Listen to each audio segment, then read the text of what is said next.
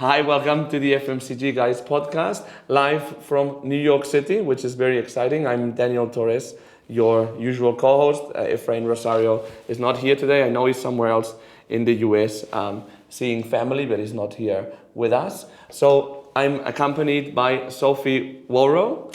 Wawro from Shoptalk. She's the president of Shoptalk, and we're very excited because we're going to be coinciding in Vegas very soon, and then in Barcelona, which we were discussing that it seems miles away, but it's actually very soon. So, Sophie, thanks for hosting me in your office. Thanks so much, Daniel. It's great to have you here.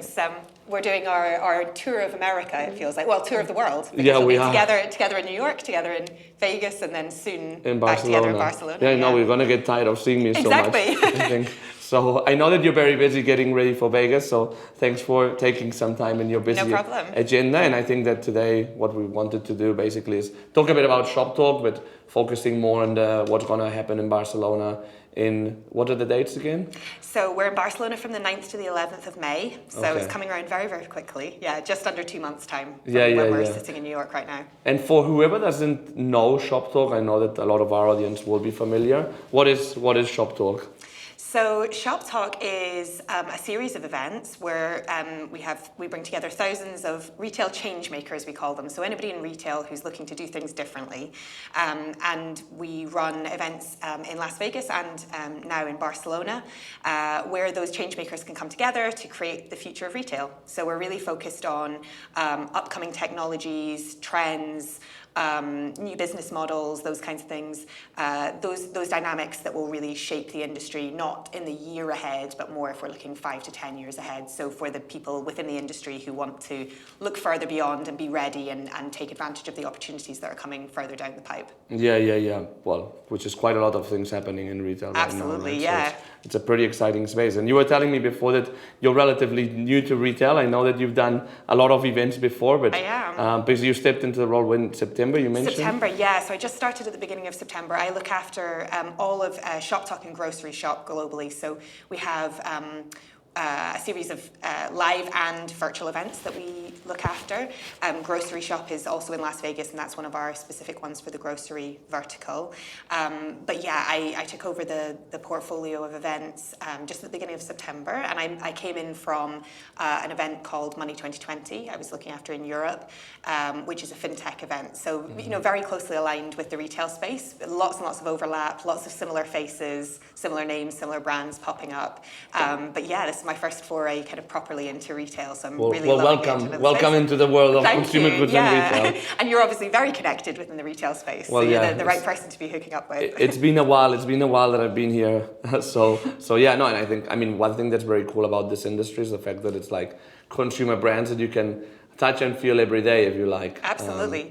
One of the interesting dynamics for me has been, well, you might be able to tell from my accent, I'm not a New Yorker, a native New Yorker. I'm from Edinburgh originally, Scotland, and I've moved across to New York for this role. So one of the interesting things for me has been getting to know the consumer brands in the States actually as well. So within Europe, I feel very well connected and recognize a lot of the logos. In the States, it's been, I quite often have to refer to the team and say, how do we think about this? What's the equivalent in Europe? How do we think about trying to get to know the brands out here as well? So I'm a new consumer in the States as well, which has been interesting, a double immersion. No, because obviously there's a lot of globalization, but at the same time, the US, having headhunted in the US and in Europe, it is a very different dynamic. It is, yeah, absolutely, and especially I think within the grocery space, there's very, very big differences. Yeah. So lots to get my head around and lots of new people to meet. Yeah, I think that in the US, from the way I see it, I think that here there's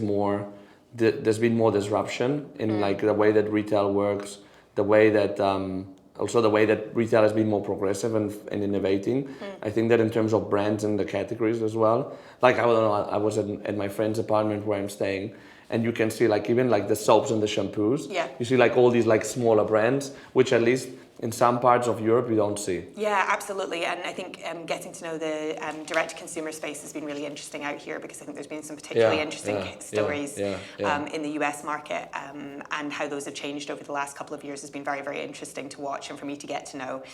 So yes, lots of innovation, lots and lots of excellent case studies. I mean, there are some, we can start to dig into it in a little bit more detail, but there are some really, really fascinating and very, very forward-thinking business models out here that we're showcasing at both shows in Las Vegas and in Barcelona, that I think what we're really on the hunt for always are those people who are, you know, really pushing the envelope, trying new things, and often trying and things not going exactly the way that we anticipated, and learning a lot and pivoting very quickly.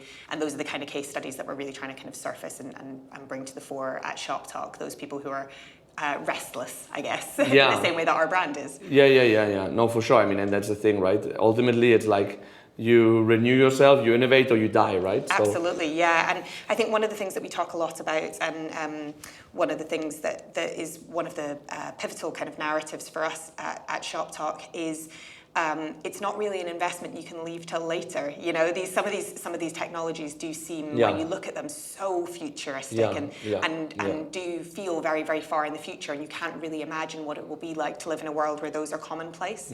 But what we see all the time, and what we've seen since we launched, is really that the businesses who are sitting up and taking notice of those technologies now, working them in, working out how we play around with them, not building them into the main business model yet, but really starting to experiment and embrace those technologies, are the winners of 5 years' time. Oh, really? And we've already started to see that from, you know, we launched... when did you start? 2016 was the first Shoptalk show, May 2016. So there were already lots of players who we've seen kind of, you know, rise and fall in that time, you know, people who have either embraced or failed to embrace some of those new business models and technologies. So, that's really how we choose to think about it, is the people who are sitting up and paying attention to those pieces of technology and those changing business models that might seem a little bit of a pipe dream. And often, you know, sometimes you look at them and you think, shoppable video, are people really doing that? You know, or, you know, drone deliveries, are people really doing that? All that kind of stuff. You know, is that really ever going to be mainstream? But I think, you know, these are the types of technologies that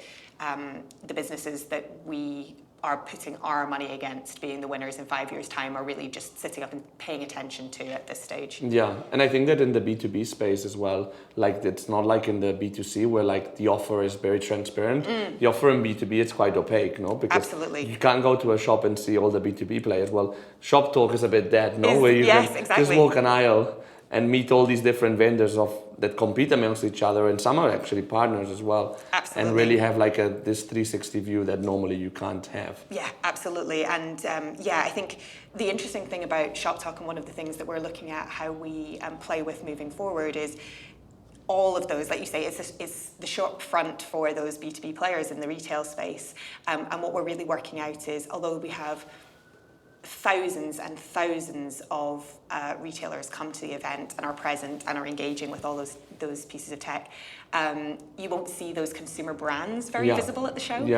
So one of the interesting things that we're looking at as we move forward and as we start planning for 24, 25, beyond what the show and what the community looks like, is really trying to bring some of those interesting brands to the forefront in the show as well, so that it's a real melting pot between those amazing B2B players and those B2C brands. Yeah, because that's another thing. No, I know that you also give space to like startups, for example, in both spaces as well. So it's a cool proposition.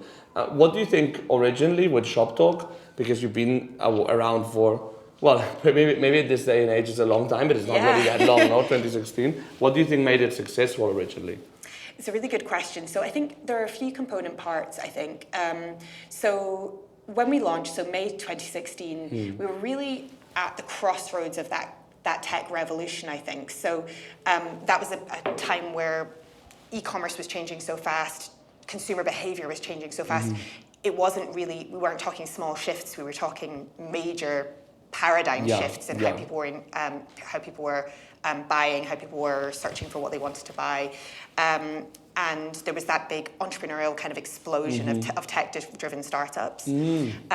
So at that moment in time, there wasn't really anywhere out there that you could go and have those conversations, about what that was going to mean for the retail industry.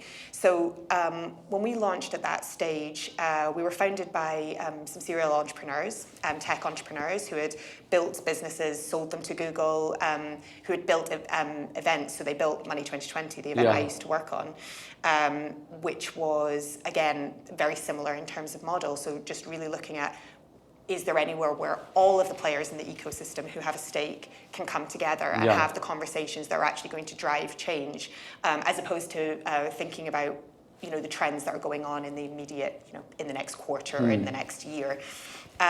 So I think it was, from that point of view, I think it was very much right place, right time. We were there to capitalize on those conversations and to become the meeting place where people came there was a to really discuss that didn't exist. Absolutely, yeah. Wow. And a place where all the professionals in the retail space who were looking ahead further than that, who were seeing these trends come down the line and feeling like they didn't have any support, I guess, to any place that could be discussed openly. I think often, this isn't exclusive to retail, but I think in a lot of industries, people see those huge paradigm shifts and are terrified of what they mean, and therefore choose to ignore them.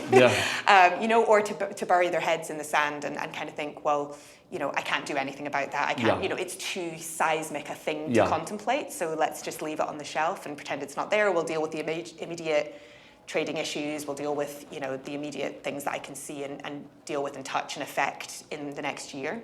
And Shoptalk, I think, was the first place in retail that really gave people a space, people who didn't want to bury their heads in the sand and who wanted to embrace that and saw a bigger future. And I think we've also have a really strong history of making calls, I think, having an opinion on what we think is likely to change the industry. We will put people on the keynote stage who might not necessarily be brands that you know and hear about every day, but we can see that they're doing something that everybody needs to know is happening. So I think a really good example of that maybe is Ocado. Really? Ocado spoke on our keynote stage before they had done any of their major partnerships or any of their major... Kroger, for example. Exactly, yeah. So before, just around that same time. And Tim Steiner was on our keynote stage talking about how things had changed, and it was a brand that certainly in the US, slightly more well known obviously in the UK and across Europe, but well known as a supermarket. Exactly, yeah, not in the context of where we see them today, and they were a brand that. We did get questions, why them for the keynote stage when you've rejected this person and this person and this person. But for us, it was really, really clear that the way that they were operating and the change that they were going to create in the industry was seismic.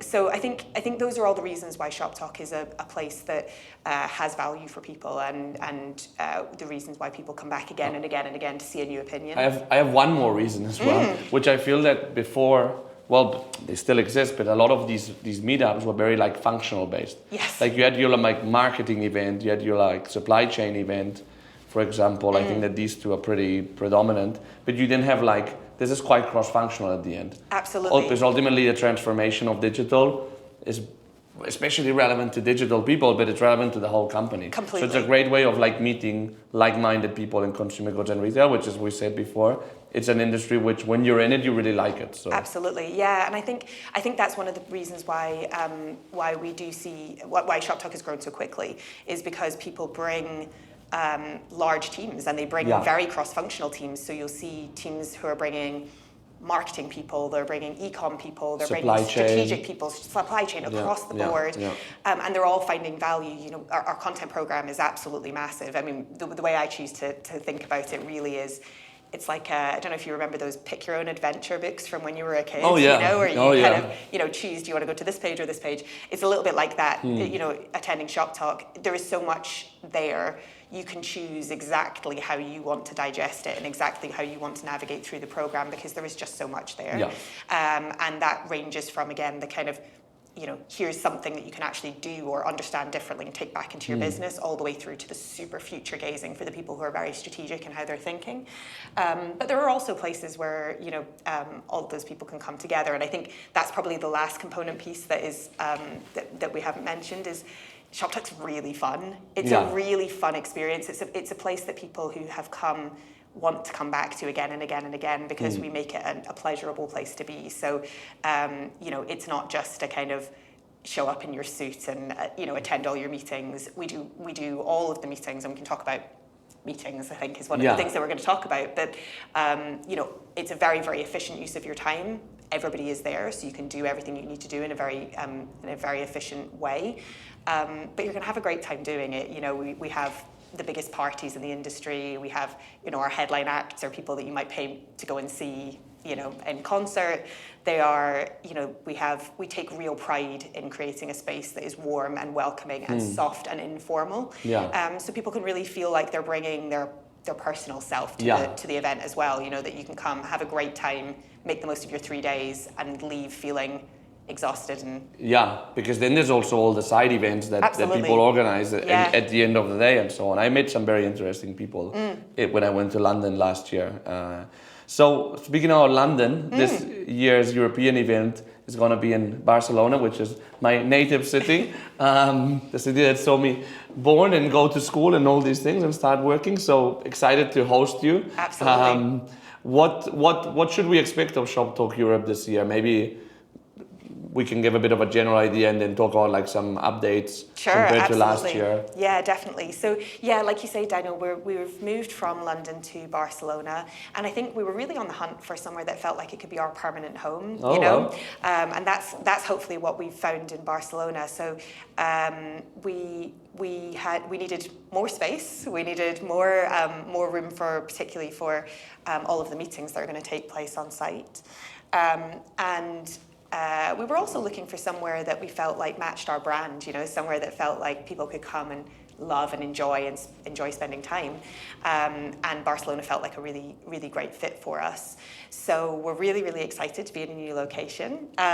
We've been having a lot of fun working with the Fira, our venue out there, to create some really wonderful experiences for people that will you know, feel new and fresh and different, and people who were at the London show will see the best bits of what we did in London. I mean, from an infrastructure point of view, FIDA's quite different to Excel already. Yeah, absolutely. And I mean, one of the things that I think works really in our favour where we're moving to is we're in one big kind of encapsulating space. So everything that you want to do at Shoptalk, there's no kind of big long corridors or, you know, head a million miles to the keynote stage or whatever. We're in one kind of big circular space. So everything that you want to do happens in that one space. So that goes from seeing, you know, reviewing all the tech vendors that are there to really get a sense of, you know, which people are out there in the industry and what they're doing, and showcasing that, all the way through to all the content theatres, the spaces to take all your meetings, all of our cafes, and all of that the spaces where you can do your informal meetings as well. So really, we're imagining that it's going to be a really, really fun, friendly, welcoming space for people to explore. So yeah, we've got a lot of exciting stuff lined up for Barcelona. We've got the biggest content program that we've ever done. So again, we've got 5 theatres worth of content, running content all day. So 5 like stages. 5 different stages, and simultaneously. Yes. Wow. So there's a lot of content going on, and it's across some really, really interesting topics. So. I'll run through them. You can kind of pick out through any that you want to dive into in more detail. But I think the key ones for us this year, we're talking about meeting those heightened consumer expectations. So you and I talked about that already today. But you know, really how consumer expectations are changing, how they will be changing in the future, and how you can make sure that you're on top of those. We'll be looking at who's doing the most interesting things with data, which is going to be an interesting one. Which is a big topic with a lot of ramifications as well. Absolutely, yeah, and a lot of interesting case studies from across Europe. I mean, one of the interesting things, Daniel, I think that's interesting about our programme, and one of the things that we found challenging but exciting as well in building out our programme this year is really there are so many great case studies in Europe of people doing interesting bits and pieces, but they're not very well publicised. Yeah, so I think what we found is, you know, there are some really interesting stories, but they're fairly siloed. You know, people within that particular geography might know that they're happening and might be able to refer to them. But then if you ask somebody from 2 countries over, they'll never have heard of it or never have heard of the brand. So that's been really interesting for us, trying to kind of really unpick those best case studies. that we can showcase and shine light on, and really reveal them to a bigger, wider European audience. So that's going to be really exciting. We're talking about the metaverse opportunity. So, I think, and delving into really what is it beyond the buzzwords. So when we're talking about it, what really is the opportunity there for retailers who are willing to play there. Again, esports, live streaming in retail, all of these kinds of pieces that, like we were talking about earlier, feel maybe not directly relevant for lots of retailers, but very much we're expecting to become part of the mainstream retail experience before too long. One of the really critical ones I think that kind of gets overlooked is, what does an outstanding in-store experience look like? So who are the players who are really innovating there and really turning that back into the kind of experience that it would have been, in the kind of heyday of in-store retail, and who is dovetailing that really interestingly with their digital presence. Those kind of outstanding digital and omni-channel experiences, how those come together. Supply chain innovation, a really interesting topic, and lots of really interesting players in that market on both sides, interesting implementations and interesting tech solutions in there. And then some of the kind of the more overarching pieces around how should you structure and how should you strategize for success in the long term? How do you need to be structured as an organization? What kinds of individuals do you need in your organization to be able to really capitalize on the kinds of opportunities that we're talking about that are really not focused on the day-to-day trading needs that we all get caught up in, like what does trading look like in the next 3 months, 6 months, 9 months, 12 months, which, for most retailers is the vast majority of what they're able to look ahead to. And what kinds of individuals do you need coming in who are going to take you to that next level and ensure that you're going to be still there and still powerful in 5 years' time. And it's a good opportunity also for brands, to innovate themselves, but also to see what the retailers are thinking and doing as well. Absolutely, because that will bring the whole conversation to a different level, which is inevitable already with the explosion of retail media. Now the conversation is already both two-way. It's a two-way thing, right? And I think one of the things that's interesting about how we try and think about things at Shoptalk, and one of the ways that we've changed the event this year to sort of embrace this in more detail, is really this is not when you go to something that would feel like a typical retail trade show. It feels very strongly that there is a buy side and there is a sell side, right? There are people there who are there to pitch, and there are people that are there to be sold to. And if you're somebody who is assessing what tech is available to you or how technology is changing and what you might need to be caught up in, that's almost the kind of the bit that you have to put up with, is walking around a trade show where everybody's trying to sell you stuff, and it's very, very hard to see through that to what is actually happening, what's changing, what's real, who are the interesting players, all of that kind of stuff. It's very much not how we think about it at Shoptalk. I mean, we don't see our community as a buy-side, sell-side community. We see them as one community who are there to create the future of retail together. And like you say, the lines are becoming so blurred between what all those players are there to do. So it's kind of, that's reflected, I think, in one big change that you'll see, which is we are moving from one of the key features of Shoptalk in both geographies, in North America and in Europe, has been our hosted retailer and brand program. So that has been a meetings program that we had in there, which was, the biggest meetings program in the industry by some way, which brought together anybody in retail who's looking at, anybody on the retail side, retailer or brand side, who's assessing technology and looking to understand how technology is changing, and bringing them together with people from those technology vendors who are looking to explain their products to that market. So we were doing thousands of meetings every year at the show, double opt-in, so both parties had agreed to be there. But that was very much the focus of our meetings program, was that kind of buy-side, sell-side model. But as you say, everything has shifted so dramatically that didn't feel like a relevant business model for us anymore. That piece of the program still exists. But this year what we're doing is we're widening out the use of that technology, that specific proprietary technology that we have, that's been powering all of those tens of thousands of meetings for us every year.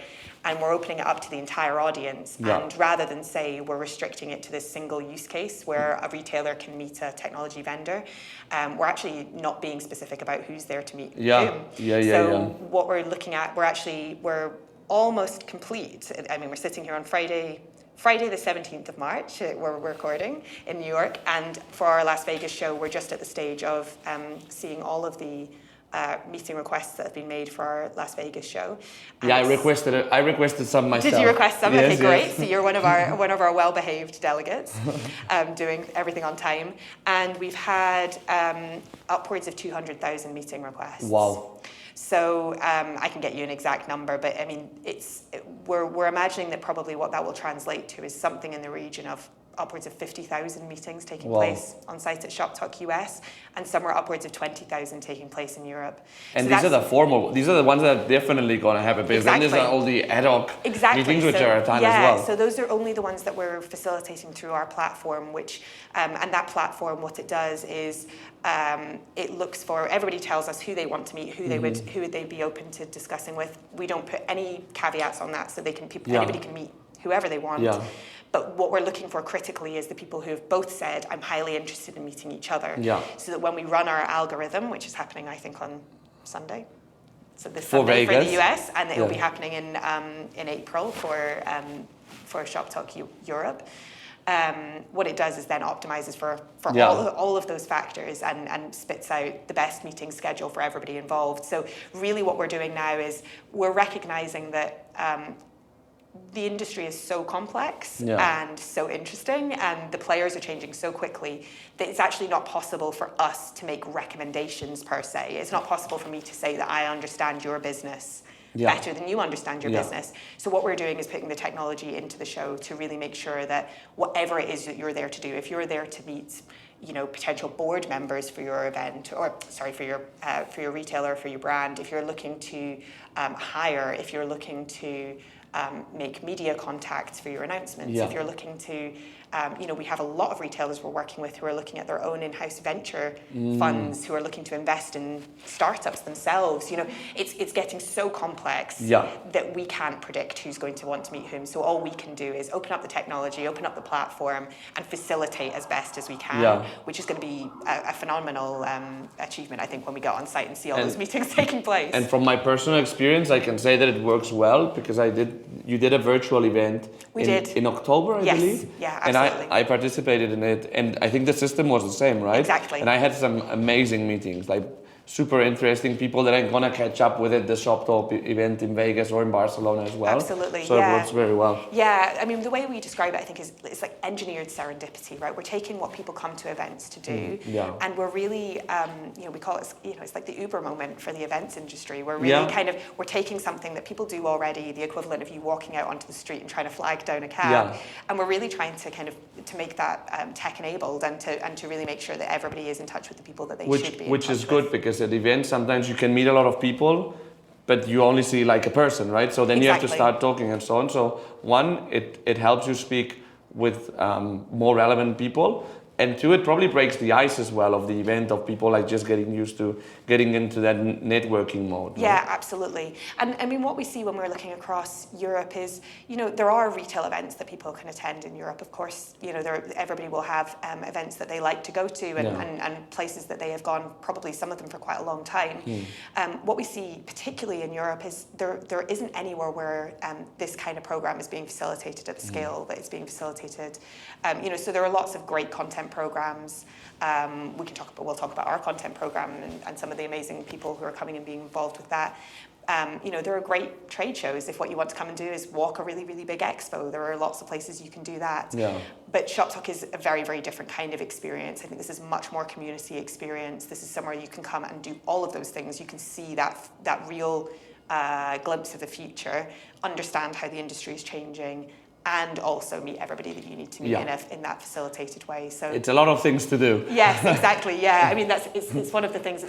We call it the 3 most efficient days of your year, because there's a lot to get through. But that's part of why people come. Is it's everything that it's a lot for a retailer to take time off work, right? It's a really, really big ask to say to somebody, take 3 days out of your regular calendar and come and attend an event. It's a really big ask for people. So we need to make sure that it is the most efficient 3 days of the year. That is our business proposition. Definitely. And when we can get that right, which is what we're always focused on doing, then it's absolutely a no-brainer for people to be there. But, you know, we understand the level of ask it is for people. So, and that's the thing, like there's great networking, but also great content. What type of speakers will they find? Absolutely. So we have a very, very senior lineup this year. We've got some really, really interesting businesses.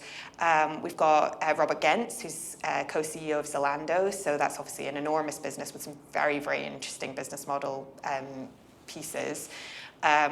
One of the things that we're really, really interested in understanding that they are working very closely on is how they're working with AI and machine learning. Obviously very topical. We've just had the launch of ChatGPT 4 the other day, so it's very, very topical. But also they're very, very hot in how they're collecting and using their customer data in new and interesting ways. So we are really, really excited to have Robert on the keynote stage talking through some of those pieces. They're also very, very good at localization, which in Europe is obviously a huge topic. So that's going to be really, really interesting to hear from him. We've got Ana Belén Garcia Luque, who's the Chief Digital and Marketing Officer for Pull&Bear at Inditex. Oh, very cool. So Inditex obviously very, very rarely speak at events. We very, very rarely see them pop up. So we're really, really excited to have Anna on the stage as well. They've got tons of stores. They're looking at that, you know, and nobody really understands Gen Z the way that companies like Pull&Bear do. So we're very, very excited to see what she is talking about. We've got Jerome Dubroy, who is the Chief Digital Officer at Decathlon. Again, you know, massive, the largest sporting goods retailer in the world, managing an enormous team. I think Jerome's team is somewhere upwards of 100,000 people on his team. So across 70 countries. It's like a small city. Completely. So they're obviously very, very forward thinking when it comes to AI. They've experimented a lot already with that. In terms of, you know, across the board, I think design, marketing, search, customer service. So we're really looking forward to hearing how they're approaching, again, AI, machine learning, how they're investing in that space. We've got the Chief Digital Officer from Clarins, who is doing a lot of interesting stuff around blockchain in retail. Oh, wow. So, you know, there's some really, really interesting people hitting the keynote stage. We've got, and all of our stages actually, we've just confirmed Stephanie Fair, who's the Chief Customer Officer at Farfetch and Chair of the British Fashion Council. Wow. So there's some really, really interesting folks across the board. Yeah. And really, I'd say, you know, across the entire attendee base, really, you're very used to seeing very senior speaker lineups at shows, I think, right? I mean, that's where all the CEOs and C-suite come to play.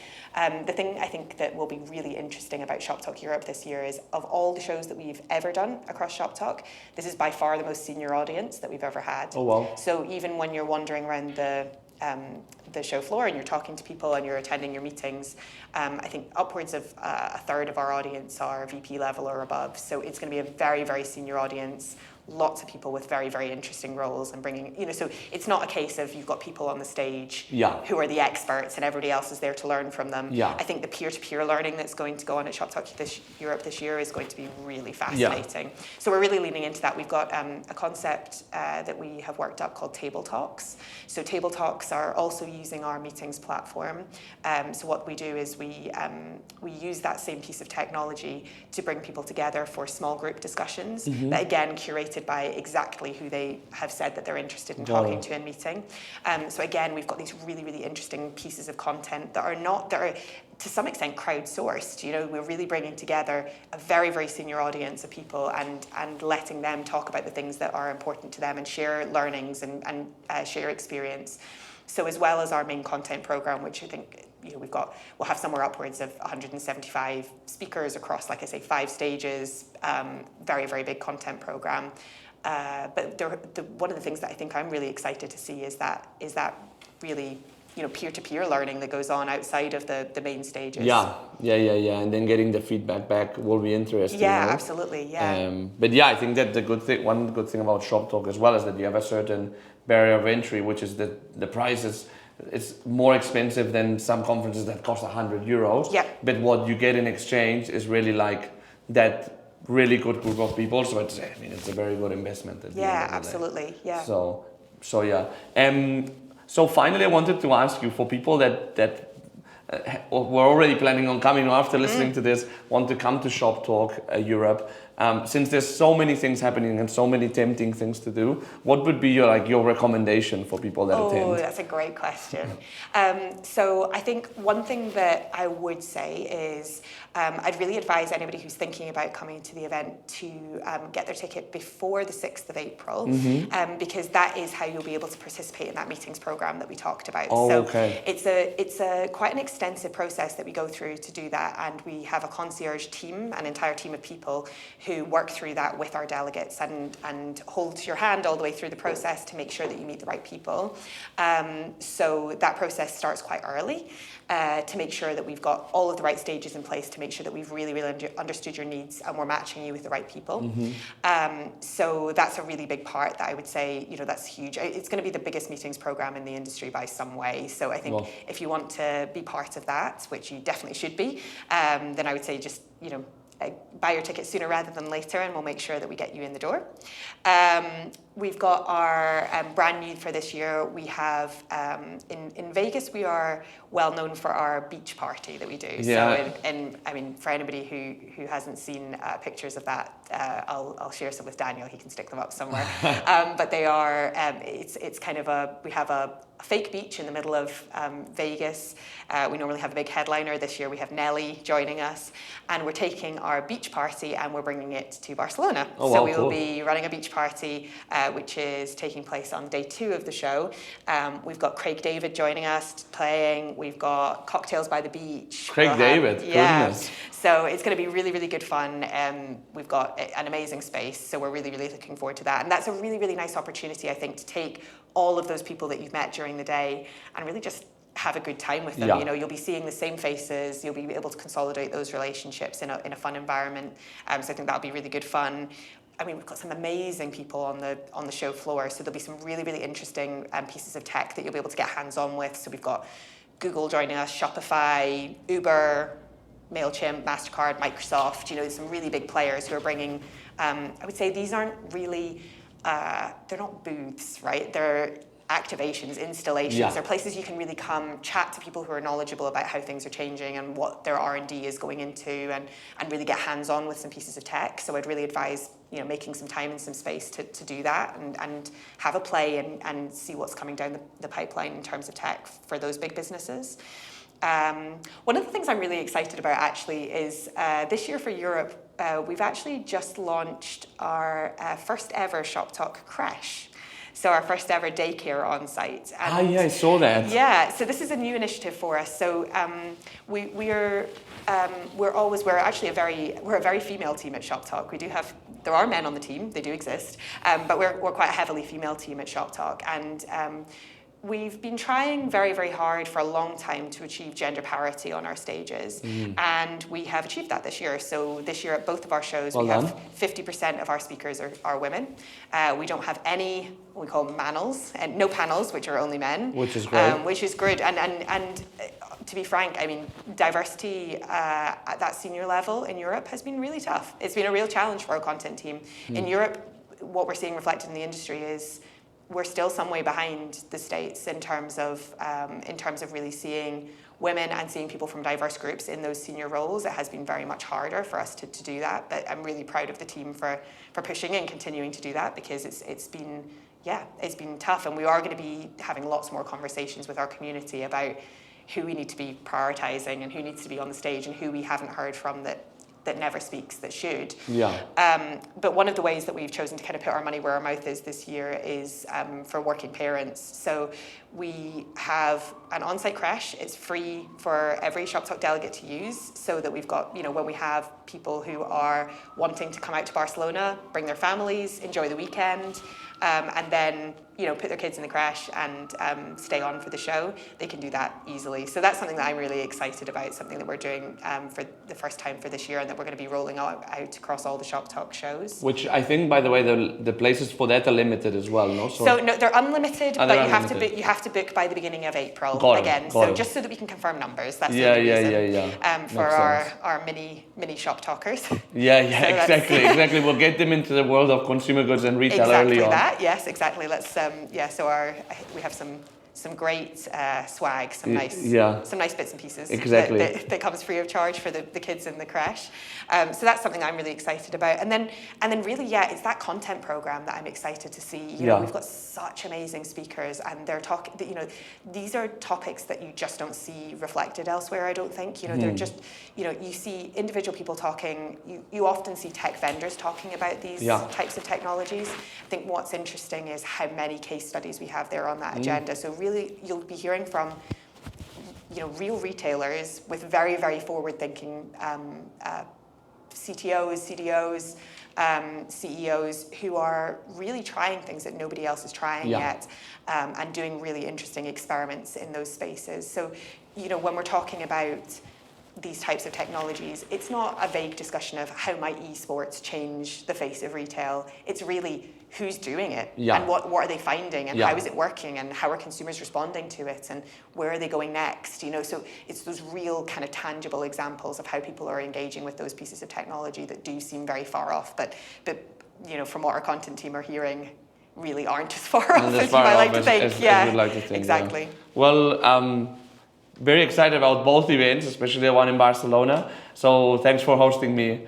here, Sophie. No problem. If people want to get in touch with Shoptalk to ask more questions or whatnot, which is the best way to do it? Absolutely. So you can hit our website. All of our shows are available on our main website, which is shoptalk.com. But also feel free to shoot across an email, either to our concierge team, who are able to help with any questions around what's this going to look like, what will I get here. They're at experience@shoptalk.com. Got it. Or reach out to me personally. I'm Sophie, Sophie, @shoptalk.com, and I love to hear from, like I say, I'm getting to know the retail community, making my own network. So if anybody wants to reach out to me directly and ask any questions about the show, or arrange time to have a coffee, I'm very, very happy to do that as well. So feel free to reach out to me directly if you've got any questions or queries about how everything works.